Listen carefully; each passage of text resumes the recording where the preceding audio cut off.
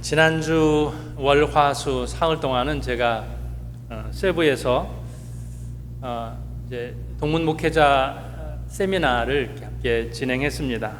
감독님을 포함해서 한국에서 세 분의 목사님 강의해 주셨고 또 가족들이 함께 수양의 시간을 가졌습니다. 저희가 항공권을 미리 예매하고 마침 딸이 방학을 맞이해서 마닐라에 머무르게 됐는데 둘 중에 하나를 선택을 해야만 했어요. 엄마 아빠를 따라가든지 아무도 없는 집에 혼자 사흘 동안 있든지. 그래서 결정은 함께 가기로 결정을 해서 항공권을 좀 늦게 끊는 바람에 가격이 많이 올라갔다는 것을 알게 됐어요. 이왕이면 같은 비행기를 타고 갔다가 같은 비행기를 타고 오면 좋은데 아무래도 이거는 안 될 것 같더라고요. 그래서 싼 비행기를 알아보면서 에어아시아라고 하는 조금 더 저렴한 항공권을, 그것도 조금 일찍 먼저 가고 또 먼저 오는 그런 혼자 갔다가 혼자 오는, 그러면서 머무르는 시간을 함께 있는 이것을 선택하게 됐습니다. 그래서 월요일 아침에 제가 새벽 기도를 마치고, 제가 가는 비행기는 새벽 기도를 마치고 가면 딱 맞는 시간이고, 딸이 가는 비행기는 그보다 30분이 먼저 출발하는 것이어서 고민을 많이 했어요. 제 아내는 택시 태워 보내자. 그리고 저는 시간을 계산을 해보니까 새벽 기도 마치자마자 가면 괜찮을 것 같았어요. 그래서 새벽 기도를 마치자마자 공항 3터미널로 출발을 했습니다. 딸의 비행기가 30분 일찍 출발하는 것이어서 파킹하기 전에 얼른 딸을 내려주고 저는 주차를 하고 올라가려고 하는데, 딸이 급하게 전화를 하면서 내려왔어요. 여기가 아니라는 거예요. 이 터미널이라는 거예요. 굉장히, 여러분들 웃으시는데요, 저 굉장히 당황했습니다. 머릿속으로 생각을 할 때에 딸을 다시 데려다 주고 오면 저희가 비행기를 못 탈 것 같고요. 그 시간에 아침 7시쯤 공항 3터미널 쪽은 이렇게 한 바퀴를 돌아서 오는데도 시간이 많이 걸리거든요. 이미 차들이 많았던 그런 시간이어서 급하게 그랍 택시를 잡고 보니까 좀 뛰어가면 이렇게 돌지 않고 숏컷으로 가는 길에 택시를 태울 수 있겠다 싶어서 갔는데, 이 어플에 에러가 있어서 조금 늦게 반영이 돼서 택시가 우리가 있는 지점을 지나서 다른 쪽에서 대기를 하고 있었습니다.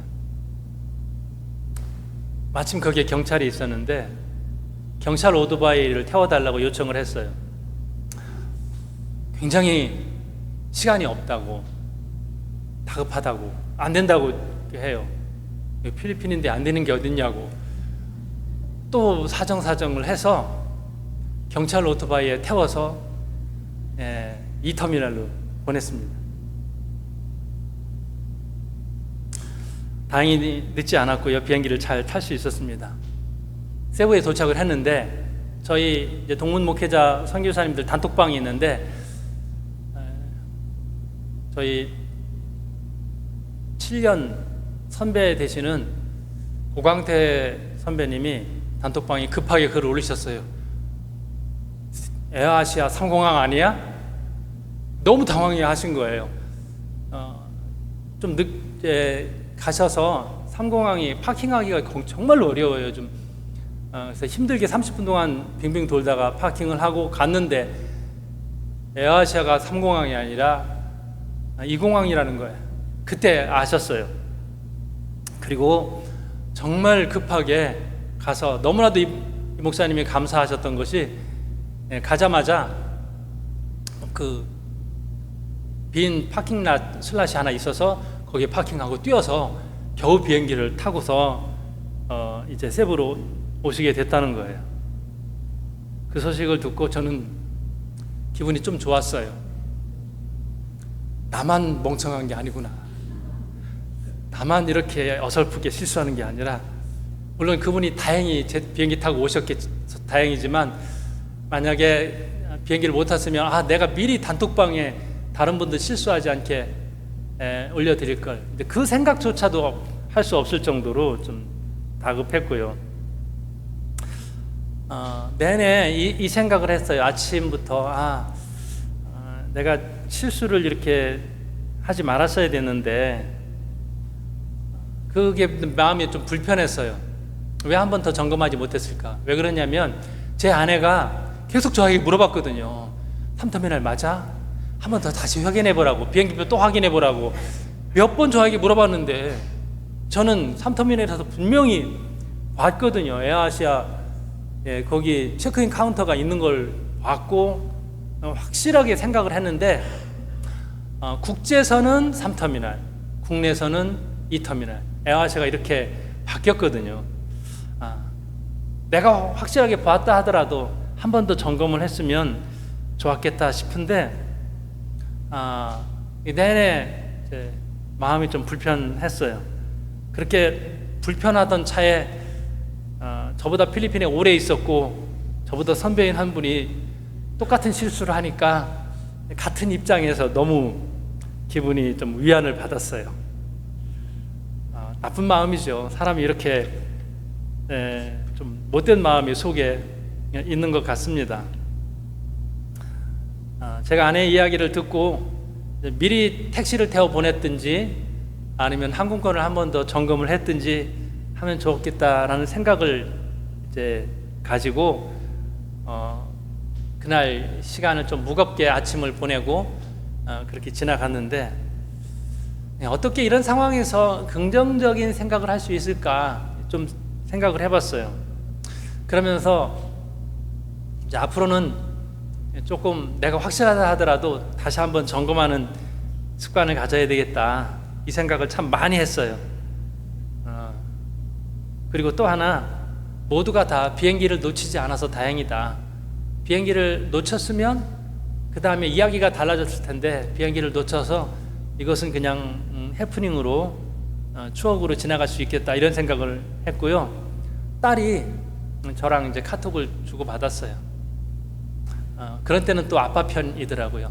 이제 엄마는 분명히 이제 본인이 비행기표 다시 확인해봐라, 일찍 보내자, 나중에는 내 말대로 했으면은 이런 당황스러운 일은 발생하지 않았지 않겠느냐, 뭐 이런 이야기들을 하고 이제 좀 마음이 언짢았죠.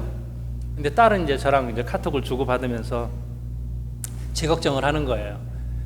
그러면서 언제 내가 또 경찰 오토바이를 타고 공항에 가겠냐 하면서 인증샷 찍은 거 저한테 보내주셨어요.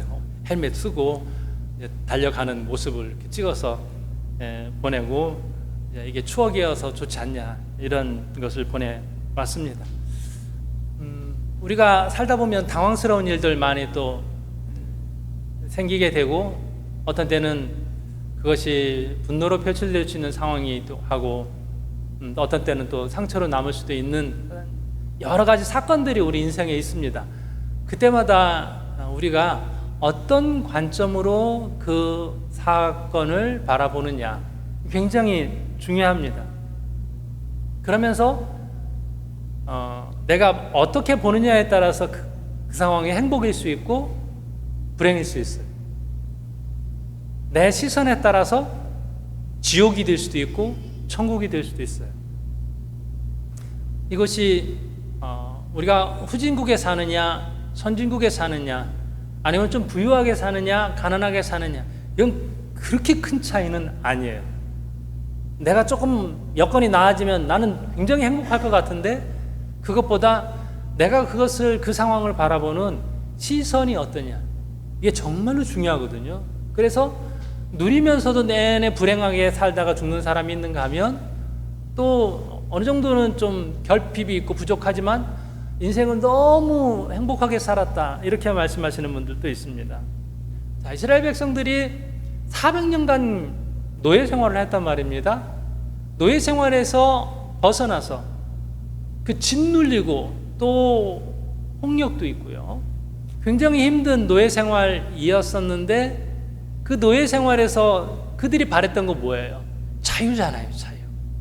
내 마음껏 예배 드릴 수 있는, 제사 드릴 수 있는 환경만 된다면 내가 이렇게 매여 있지 않고 자유만 나에게 주어진다면 얼마나 좋을까 했는데 그들이 그 상황에서 하나님께서 출애굽하게 하시고 그들에게 자유의 복을 주시고 마음껏 제사할 수 있는 그런 환경을 주셨는데 이제 지옥 같은 상황의 표현을 쓰고 있어요. 이 사람들이 하나님을 믿는 사람들이 맞나 싶을 정도로 그런 표현을 쓰고 있습니다. 자, 가나안 땅을 앞에 두고 12명의 정탐꾼을 보냅니다. 그들이 정탐을 하고 와서 하는 이야기가 오늘 이 말씀이거든요. 보고를 하는 거예요. 우리가 광야 생활 40년을 알아요. 그런데 이 광야를 천천히 가서 40년 간 게 아니에요. 거의 앞에까지 갔다가 하나님께서 야 너네들 안 되겠어 되돌아가. 그래서 하나님께서 이 사건 때문에 이 상황 때문에 되돌리신 거예요. 그렇다면 오늘 우리는 이 상황을 아주 주의 깊게 잘 봐야 할 것입니다. 자, 두 가지의 시선이 있습니다. 여호수아와 갈렙이 있고 10명의 정탐꾼이 있어요. 그런데 처음에 본 것은 똑같아요. 아름다운 땅이라는 거예요. 자, 한번 말씀 볼까요? 민수기 14장 7절의 말씀이에요. 우리 함께 읽도록 하겠습니다. 이스라엘 자손의 온 회중에게 말하여 이르되 우리가 두루 다니며 정탐한 땅은 심히 아름다운 땅이라. 자, 본인들이 들어가서 살게 될 땅을 미리 정탐하고 왔어요. 그랬더니 정탐한 사람들이 이렇게 얘기해요. 심히 아름다운 땅이다. 여호수아와 갈렙만 이렇게 얘기하는 게 아니에요. 다른 10명의 정탐꾼 이야기를 한번 보도록 합니다. 민수기 13장 27절 말씀이에요. 함께 있습니다. 모세에게 말하여 이르되 당신이 우리를 보낸 땅에 간즉 과연 그 땅에 젖과 꿀이 흐르는데 이것은 그 땅의 과일이니이다. 과연 젖과 꿀이 흐르는데 이게 뭐예요? 심히 아름답다는 거예요. 말씀하신 대로 똑같이 가보니까 그런 땅이더라. 과일이 얼마큼 큰지요? 요즘도 이런 과일이 어느 나라에 있어요. 이거 이스라엘의 어느 농장의 과일인데 두 사람이 메고 올 만큼 큰 포도가 있는 거예요. 그래서 성경에 보면 두 사람이 큰 포도를 메어서 왔다고 해요. 이 말씀이 잘 안 믿겨졌는데 실제로 이스라엘에는 이만큼 큰 포도가 현재도 있습니다. 자, 두 사람이 메고 올 만큼 큰 포도가 있는 것을 실제로 가져와요. 거기가 너무 아름다운 땅이라는 거예요. 젖과 꿀이 흐르는 땅 맞다는 거예요. 여호수아와 갈렙도 얘기했고요. 또 10명의 정탐꾼도 똑같이 얘기했어요. 자, 같은 시선을 가지고 있죠? 맞아요. 정탐한 사람 12명이 똑같이 아름다운 땅을 봤어요. 하나님께서 그 땅을 주시겠다고 약속하셨어요. 근데 10명이 또 다른 것을 보고 말았어요.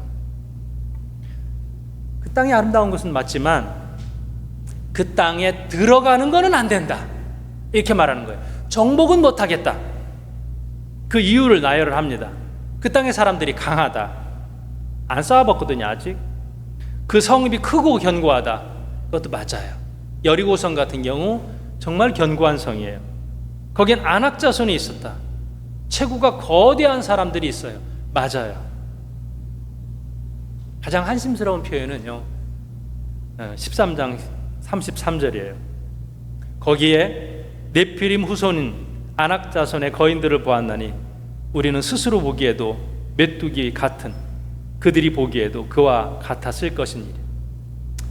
자, 여기서 똑같이 반복되는 두 단어가 있어요. 보기에도예요. 보기에도. 우리가 보기에도 스스로 메뚜기 같고 그들이 보기에도 그랬을 것이다. 자기를 굉장히 열등하게 평가를 해요. 내가 나를 볼 때도 별 볼 일 없어요. 남들이 나를 볼 때도 별 볼 일 없을 거라는 거예요. 이 자아상, 메뚜기 컴플렉스라고 표현을 보통 하는데요.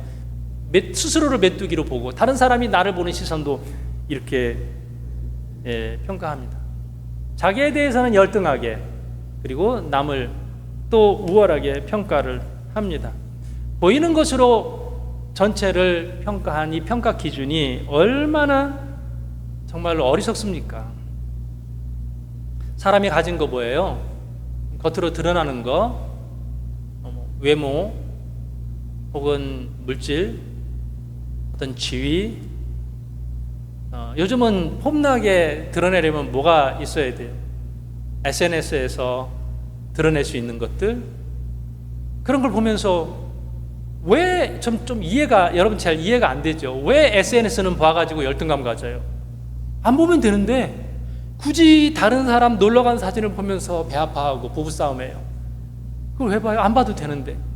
그 사람이 그렇게 잘 나가는 거 아니거든요. 가끔 갔는데 그거 올린 거예요. 그렇게 늘 그렇게 맛있는 거 먹는 거 아니에요. 늘 그렇게 맛집 찾아다니는 거 아니거든요. 또 가면 어때요? 그런데 그것을 보면서 나는 열등하고, 이 사람이 내 SNS를 보면 또 나 뭐라고 생각하겠어요? 찌질하다고 생각하지 않겠어요? 뭐 이렇게 평가를 하는 이런 세상이 되어버렸네요. 그것을 평범하게 즐겁게 볼 수 없다면 SNS를 끊으면 돼요. 아주 쉬워요. 그 인스타를 다 핸드폰에 삭제해버리면 행복이 찾아오거든요. 이런 부정적인 것이 전염되는 특징을 가지고 있어요. 원망이 전파되는데 그 속도가 너무 빠릅니다. 원망은요, 가끔 있는 사건 때문에 생기는 게 아니에요. 그것은 나의 습관이에요. 여러분이 자꾸 불평이 많고 원망이 많으면요, 그게 여러분에게 습관화가 되어 있어요. 그리고 이 원망은 집단화가 돼요. 이렇게 원망, 불평 한번 하기 시작하면 확 맞아, 그게 맞아, 이렇게 모여들고요, 원망이 부풀려집니다. 그리고 나서 이 원망은 집단화되고 폭력화돼요. 이제 폭력으로 나타나게 되는 것이죠. 자, 말씀 함께 보도록 합니다. 1절입니다.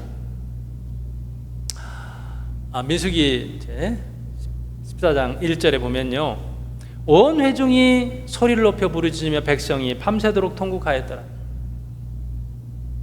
백성이 밤새 통곡해요.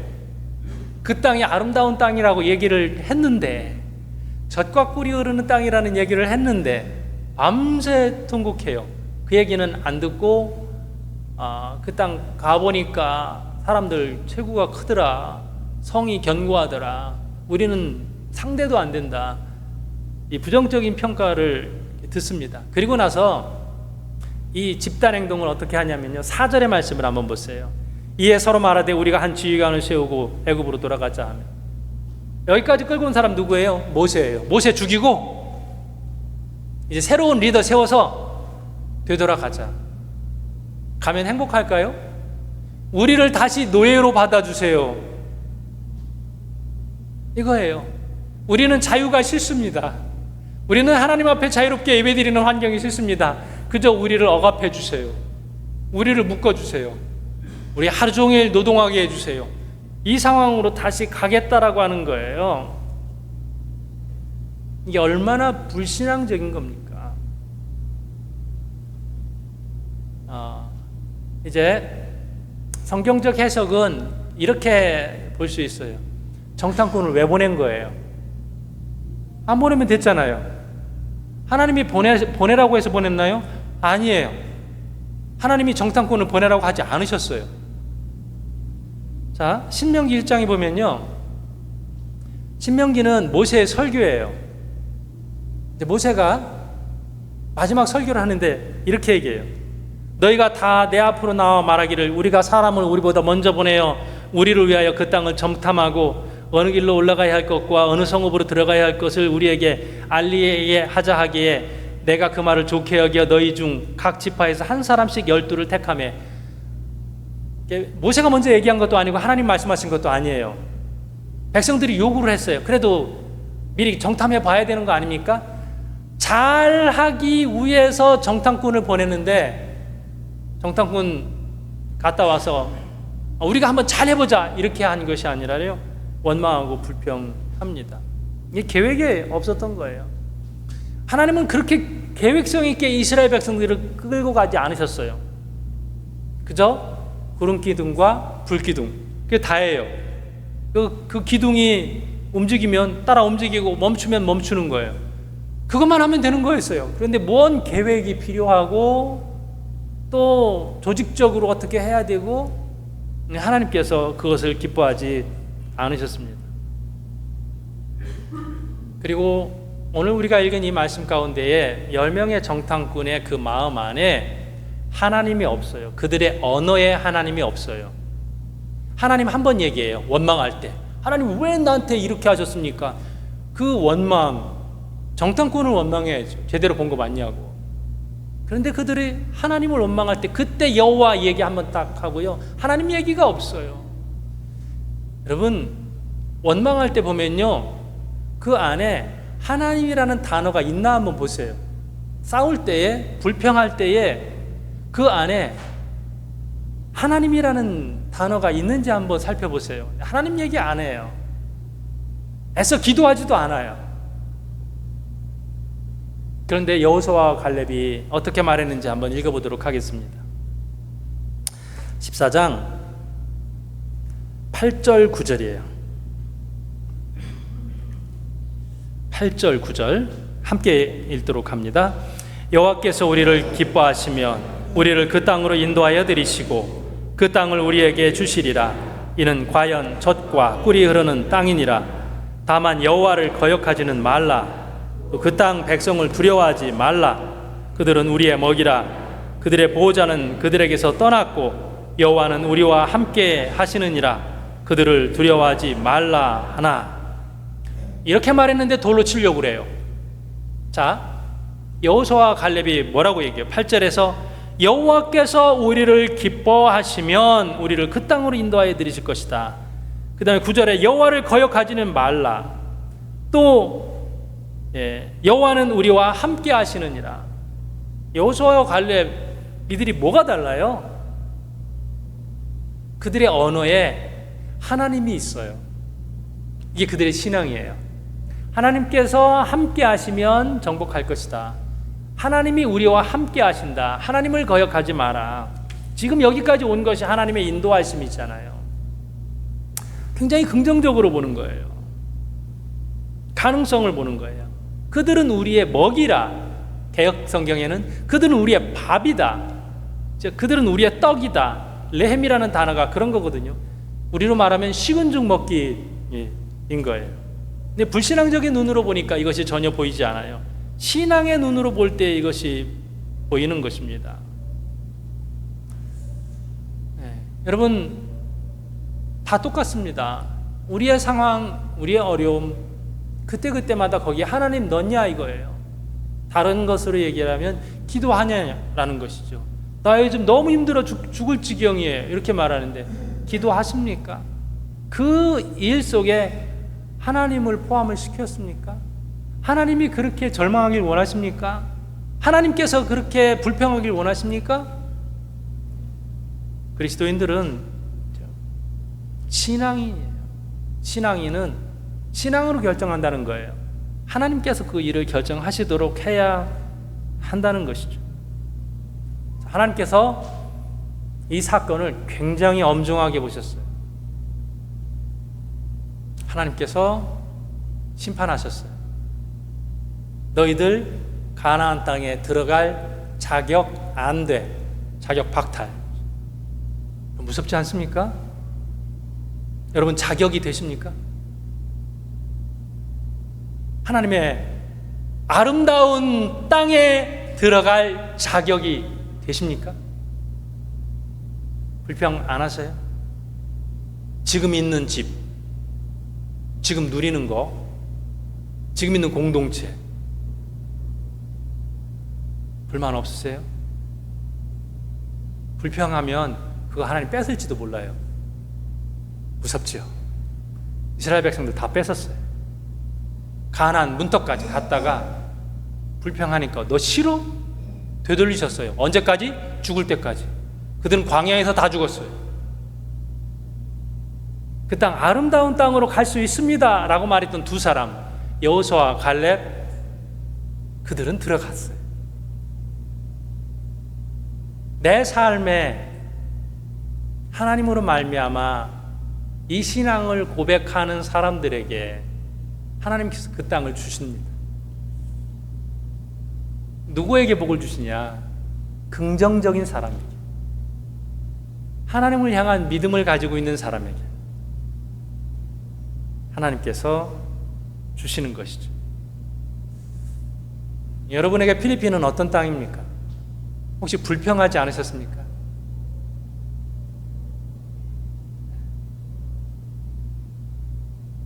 불평 많이 하셨죠. 또 행정적인 것 하려면 얼마나 또 속 터질 일이 많습니까? 또 어쨌든 우리가 필리핀 사람들과 일을 할 수밖에 없는데 힘든 일이 많이 있죠. 그 모든 것을 다 부인하라는 건 아닌데 해석을 그 안에 하나님을 포함시켰냐라고 하는 거죠. 하나님께서 어떻게 하기를 원하시는지, 왜 여기에 있는지 긍정적인 것을 찾는 것이죠.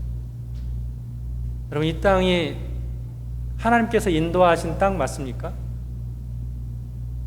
하나님께서 보내신 땅 맞습니까? 그러면 젖과 꿀이 흐르는 땅인 거거든요. 하나님께서 주시는 아름다운 땅인 거거든요. 불평하면서 여기 왜 있어요? 만약에 불평하려면 떠나야죠.